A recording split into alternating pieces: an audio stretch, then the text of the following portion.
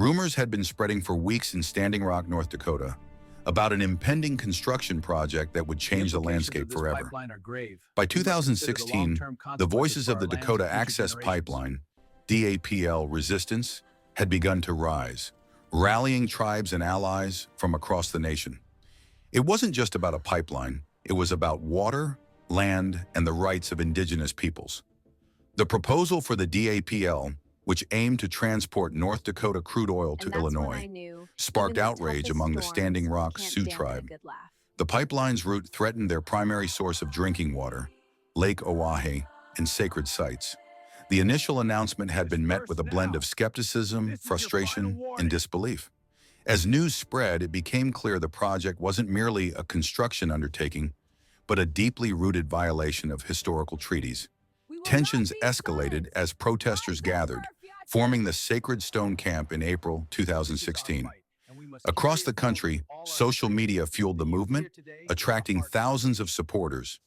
What began as a local protest quickly transformed into a national conversation about Indigenous rights, environmentalism, and corporate greed. In August, the first clashes occurred. Law enforcement met peaceful protesters with rubber bullets and water cannons, even in freezing temperatures. Protesters prayed, chanted, and held ceremonial dances, turning the encampment into a vibrant community filled with purpose.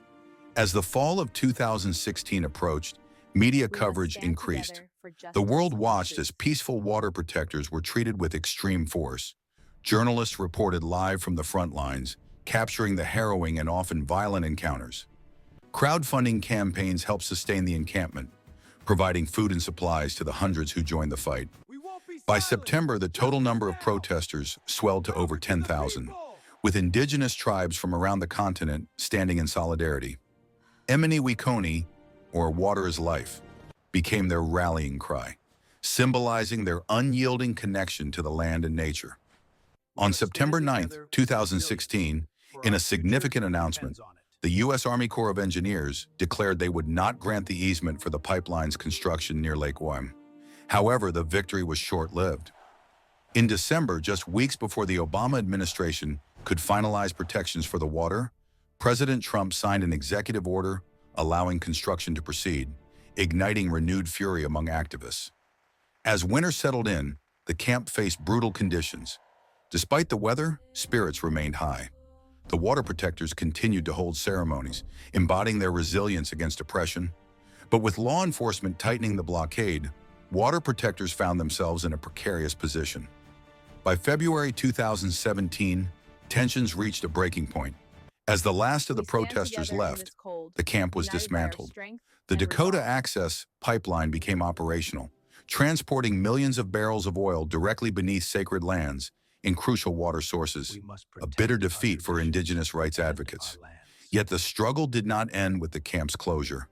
The Standing Rock movement ignited a renewed awareness of Indigenous rights and environmental issues. The lessons from Standing Rock would echo throughout North America, breathing life into new calls for justice and respect. As of 2023, the legacy of Standing Rock is still palpable. Environmental advocacy has continued to grow, pushing for regulations that prioritize Indigenous rights.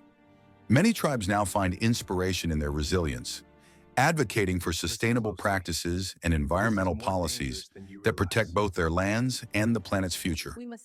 What began as whispers of a pipeline turned into roars of resistance, uniting voices across generations. Standing Rock remains a testament to the power of unity, proving that even in the face of monumental challenges, a community standing together can change the narrative.